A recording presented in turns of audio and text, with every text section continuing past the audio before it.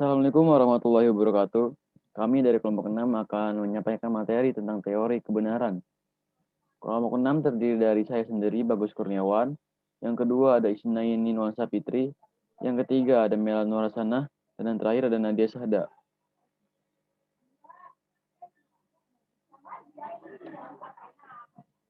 Kebenaran adalah sesuatu hal yang bisa dikatakan benar.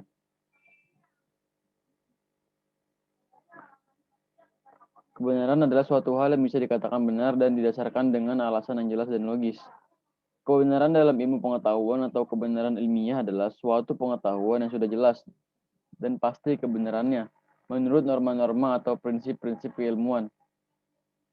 Memiliki sifat yang objektif karena di dalamnya mengandung beberapa pengetahuan menurut sudut pandang yang berbeda-beda tetapi tetap bersesuaian. Kebenaran ilmiah adalah kebenaran yang didapat secara ilmiah yang digunakan dengan bukti empiris untuk menemukan suatu kesimpulan sebagai sebuah kebenaran.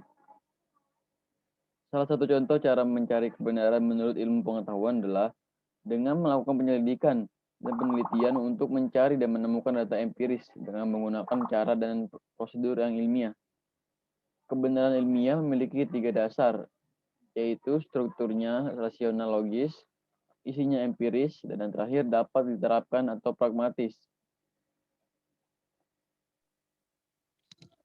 3 teori kebenaran itu yang pertama ada teori kebenaran korespondensi, 2 teori kebenaran koherensi, dan yang terakhir ada teori kebenaran pragmatis.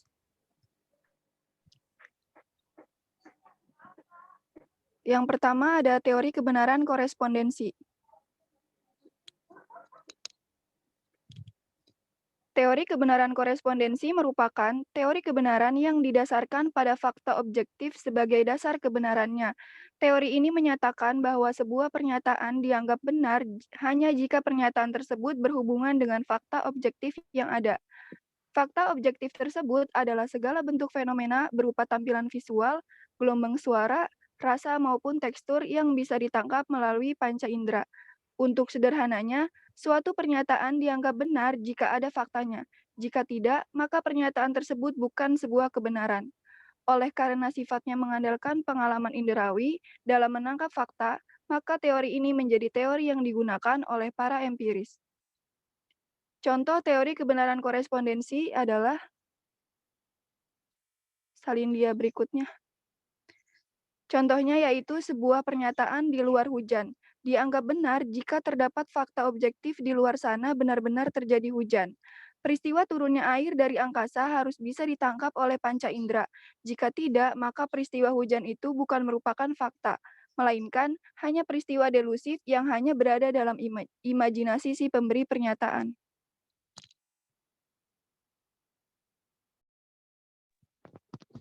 Dua, teori kebenaran koheren. Pembuktian secara berulang-ulang pada teori korespondensi pada akhirnya melahirkan sebuah atau positif yang pada umumnya berulai kebenaran atau karena sifat ia dijadikan sebagai dasar disiplin matematika bisa digunakan membuktikan pernyataan dianggap atau tidak. Menurut teori referensi, sebuah pernyataan bisa dianggap benar hanya jika pernyataan sebelumnya yang sudah terbukti benar.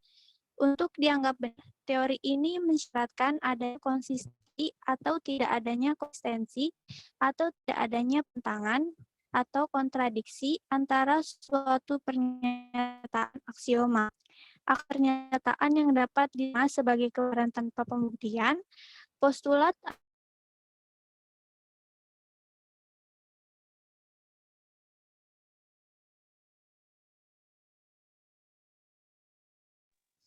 Aksioma adalah pernyataan yang dapat diterima sebagai kebenaran tanpa pembuktian, dan postulat merupakan asumsi yang menjadi pangkal dalil yang dianggap benar tanpa perlu membuktikan anggapan dasar atau aksioma.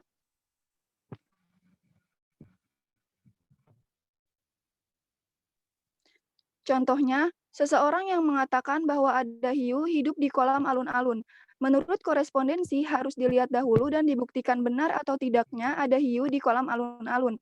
Sedangkan menurut koherensi, tanpa melihat benar atau tidaknya ada hiu di sana, kita sudah bisa mengambil secara umum bahwa tidak logis jika ikan air asin dapat hidup dalam air kolam alun-alun kota yang merupakan kolam air tawar.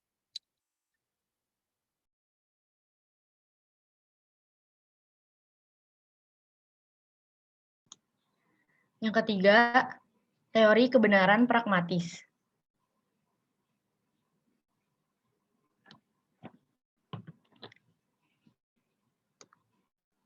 Teori kebenaran pragmatis adalah teori yang berpandangan bahwa arti dari ide dibatasi oleh referensi pada konsekuensi ilmiah, personal, atau sosial.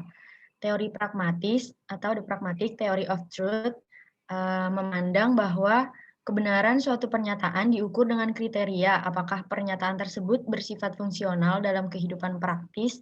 Dengan kata lain, suatu pernyataan adalah benar jika pernyataan itu mempunyai kegunaan praktis dalam kehidupan manusia.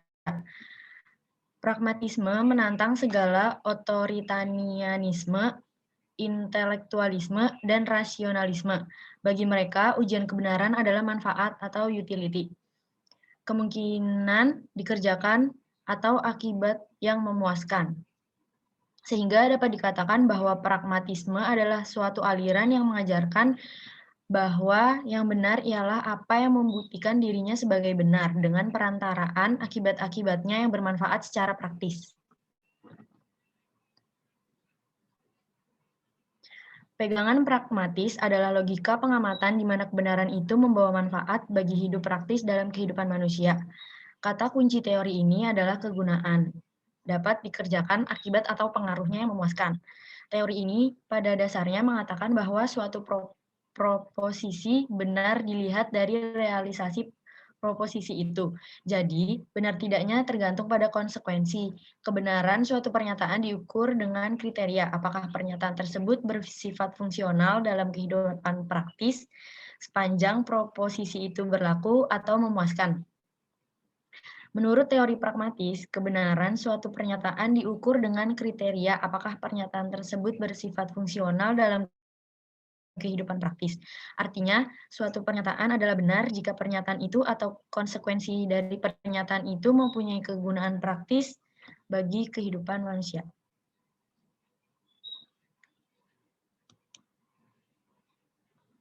Contohnya, dalam pendidikan, misalnya di UIN, prinsip kepraktisan telah mempengaruhi jumlah mahasiswa pada masing-masing fakultas. Tarbiyah lebih disukai karena pasar kerjanya lebih luas daripada fakultas lainnya.